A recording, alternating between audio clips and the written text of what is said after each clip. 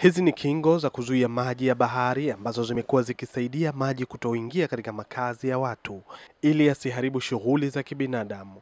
Wakazi wa visiwa vya Zanzibar, hususan wanaokaa pembezoni mwa bahari, wamekuwa na ushuhuda juu ya mabadiliko ya tabia nchi yanavyovikumba visiwa hivyo. Kwa kweli zishaingia ili kukoko bahari mpaka sasa hivi karibuni mita 60 imeingia ndani na mpaka mita 80. Kwa sababu yalikuwekwa mawe ndio tulikokuwa tunaweka vyombo.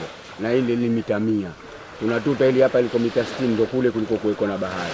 Huku kulikuwa juu. Na maeneo ya upande wa kusini yangu palikuwa na mivinje na palikuwa na mashamba ya migomba.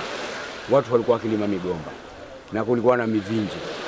Na eneo la Ngazimia tulikuwa lote hatulioni. Na huku mivinjeni tulikuwa hatuioni.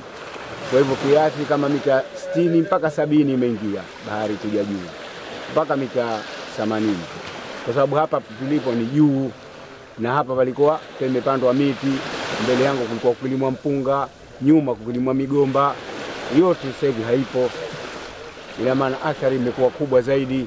Modernizing its key drivers of economic growth. Huu ni mkutano wa wadau visiwani Zanzibar wakijadili mkakati wa kupambana na mabadiliko ya tabia nchi katika kukuza uchumi shindani. Rais wa Zanzibar Dr. Hussein Mwinyi amevieleza vyombo vya habari juu ya athari za mabadiliko ya tabia nchi visiwani humo pamoja na mikakati ya serikali yake juu ya mazingira. Unaweza ukakuta sasa hivi ni kitoa mfano tu visima vyetu vya maji. Unakuta badala ya kupata maji baridi, maji mazuri, unapata maji ya chumvi. Kuna maeneo ambayo mmomonyoko wa ardhi unakula sehemu ya ardhi.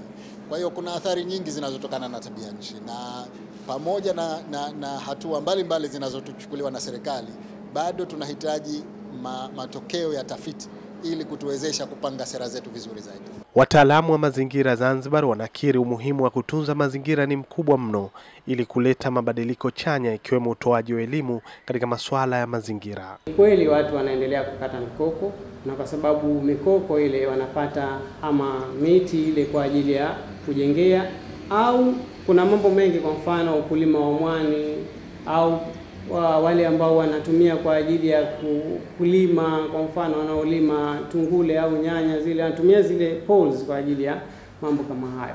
Lakini sisi tunatoa elimu na tunaamini elimu inafika na wanafahamu na wanajua hasa kwamba tukikata hii mikoko kuna athari itatokea. Na ukenda sehemu nyingine sana kwambia kwamba mikoko yetu sisi wale ambao wanasimamia katika alama nayo wanasema sasa tukikata hii tutapata athari fulani. Lakini kwa sababu jamii yetu ya Zanzibar kuna watu wanazaliwa kila siku.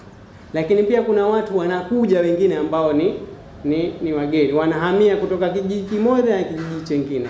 Kwa hiyo jambo kama hili la ukataji of course hatuwezi kuliepuka moja kwa moja, pamoja na kama tunatoa elimu, kwa sababu kutakuwa na watu ambao ni wapya, inabidi uchukue initiative mpya kuwaelewesha mpaka wafahamu na wao. Ustawi wa mazingira katika visiwa vya Zanzibar unatajwa kuchukua sura mpya, wakati huu serikali ikiwa inapanga mikakati ya kukuza uchumi wa bluu, ambapo mazingira yanachukua nafasi ya 90% ndani ya fursa zilizomo katika nadharia ya uchumi wa bluu.